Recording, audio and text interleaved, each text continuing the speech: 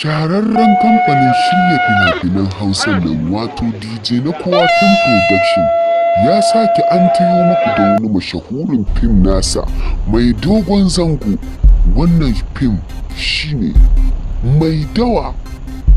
Shahararren shiri na Mai Dawa ya kunshi wata cin amana zamba cikin aminci tsakanin wata gaba tsakanin wata dabobi da ke yankin wani ƙauye guda ɗaya.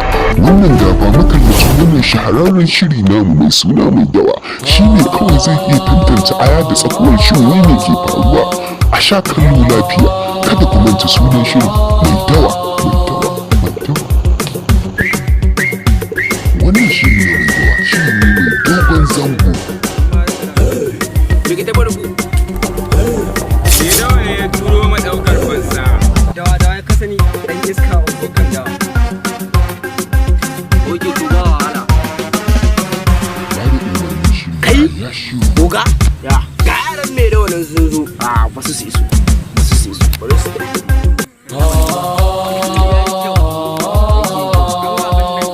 Labarin tsarawa jira kuwa. Ɗaukar hutun mai gaske.